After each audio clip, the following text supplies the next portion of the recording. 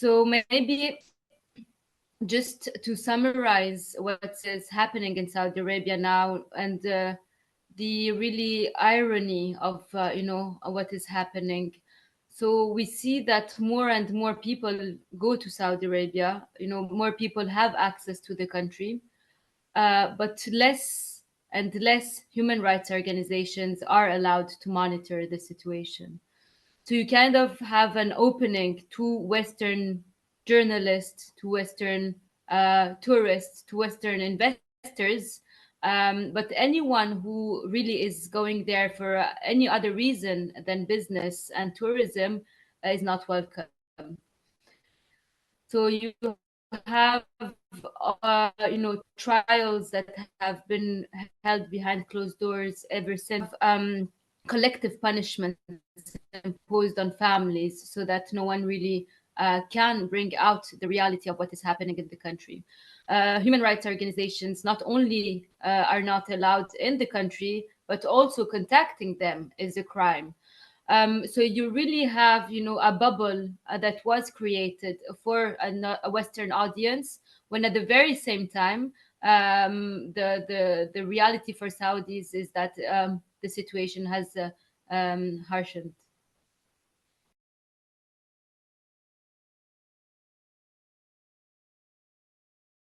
Yes, it's getting more and more difficult to monitor the situation. Indeed, what we've been seeing, really, it is very very shocking that Saudi Arabia really manages to suffocate the information and make sure that nothing goes out. But no, I can give a couple of examples.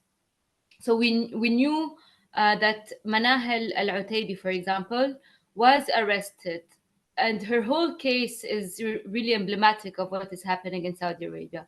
She is a female instructor who was arrested, and her charges officially are not wearing a abaya. So when we say that now women are free to dress as they like, this is not for everyone, and you can get prosecuted for that. And also tweeting under feminist hashtags. So again, we go back to the issue of freedom of speech. Manahel Atebi was arrested and now is imprisoned. And we used to get information because she used to also have family visits and calls. Since November 2023, she has been disappeared. So her family is not allowed to have any contact with her. No one really knows where she is. And the Saudi authorities can just, get away with this. When the family tries to call, they just say that Manahel is fine and that she would be calling when when it's due time. So what we see is that there are no mechanisms where we can hold accountable people, any institution or person who violates fundamental rights. They can just, you know, make someone disappear, and there is really no one who can help. And this is really where it gets really frustrating. Mohammed al-Qahtani, he's been forcibly disappeared for over a year, and when his family calls the prison just says that he is not in their register anymore. But the Saudi authorities, in their response to the UN complaint, they say that he is in that prison. So we see that the contradiction, that the Saudi authorities can just continue to have a discourse without any oversight, without any um, checks and balances, without anyone being able to challenge what they say. So it's really, we have come to a point where really there is a complete blackout of information. Of Saudi Arabia is really shattering into this fence of opacity that really no one can get through. So my job is really getting difficult. It's also emotionally getting very hard on us all, to be able to monitor a case and all of a sudden we don't know what is happening to this person.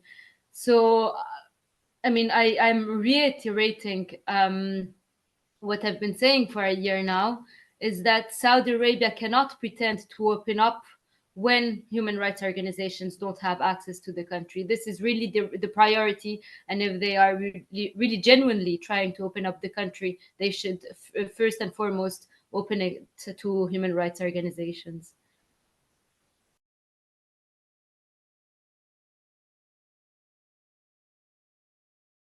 I can say that the cases I've mentioned have been going through this, but also other cases. So, for example, Salma al-Shihab, and all of them go through the same, you know, yeah, the same. The Saudi authorities basically just treat them the same way. Salma al-Shihab, for example, she knows that in her cell they put women who were in the psychiatric hospital that is not so far, Al Shamsi Hospital. And so these women are supposed to be in a psychiatric hospital rather than prison. And in the same cell, of course, sometimes they become violent. And so Selma and the other ladies and the other girls are victims of violence by women who are not supposed to be in prison. And when they complain about it, it is also considered as a crime by the prison authorities, saying that they should not be complaining, and anyone who complains can go to solitary confinement. Manahel al-Hatabi, for example, also she was abused and beaten by another inmate. And when she complained about it, they put her in solitary confinement, and then they also charged her and sentenced her to 3 months for basically defending herself. Muhammad Al Qahtani also, he's been through the same thing, where inmates would be violent with him. Some also tried to start a fire a couple of years back. And when they complain about it, then it's their fault.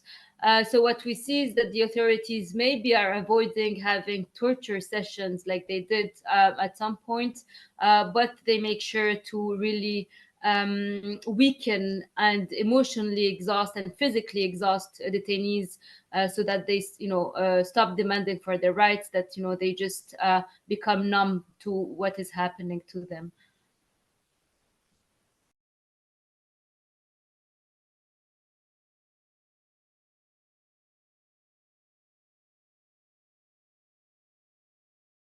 Yes, thank you for this question. Actually, I mean, I'm directly touched by this, as my family is on a travel ban, which is linked to Lujain, my sister's travel ban.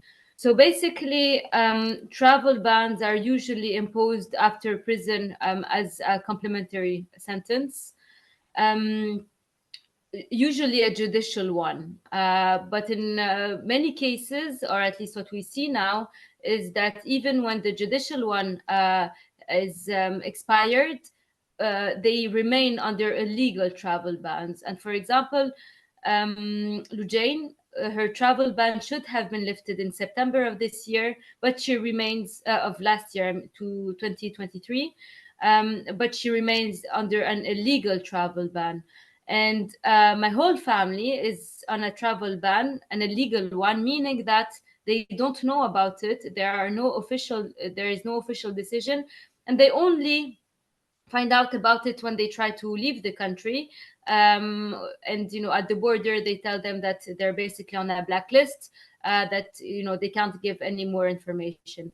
And so you can't even challenge this decision. You don't even know who has imposed it, and you can't really, yeah, complain. You can't do anything. It's really arbitrary, and it is really symbolic of a pure police state that Saudi Arabia has turned into now, with decisions just being imposed without really any procedure or institution that can protect your rights.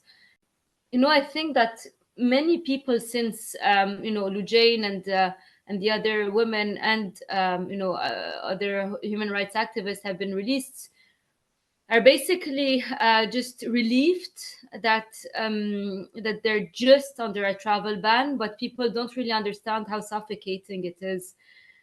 I think it's just basically being in a bigger prison, because when you can live, but that your everyday life is painted with the fact that you are condemned as a terrorist, so you are socially isolated. Finding a job is very difficult. And having, this travel ban on your family is also a constant threat of, potential arrest on them as well. So everything you do, everything you say is, can affect your family. Um, why is it an arbitrary travel ban? Do they have in mind that they want to arrest them again? Really living in this constant fear. I think that people don't realize that sometimes it's even, one of the ladies was saying that sometimes it's even more difficult to be outside prison under a travel ban and all these restrictions, because you have a bit to lose. When you're in prison, you've lost it all, and you fight, you can fight back. When you're released, but under all these restrictions, and you can't, talk, you feel like you're suffocating, really. And it's not worth the bit of freedom that, you've been given back. So I really think that, travel bans should be understood and advocated against, just like a prison.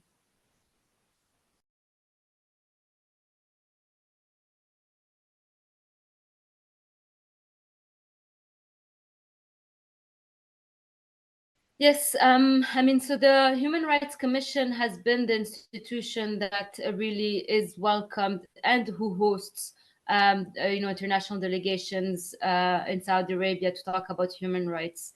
But what we've noticed is that the Saudi Human Rights Commission was, more active and more responsive to, foreign organizations and people rather than Saudi people. For the my sister's case, for example, whether it was about the torture or the travel ban, she either, not only her but my family also, they either never received any response, or the Saudi Human Rights Commission would say that, there is really nothing that can be done, and that the state security is the one responsible for to complain to. And so we were a bit, very disappointed and exhausted to be contacting a human rights commission that is supposed to, protect our interests, protect our rights, rather than, repeat the narrative of the state all the time internationally. So what we tried, we gave it a last shot with, other victims abroad, basically, with Fawza Al-Ataibi, Abdullah Al-Auda, Khalid Al-Jabri, and Al-Qarni. Because all of us have family who are under illegal travel bans. And so we contacted the Human Rights Commission to really, first of all, privately, to really, push for them to help us in trying to find a solution to lift the legal travel bans. And we never really received any response. So then we decided to make it public, and although we made it public, we haven't received any response yet.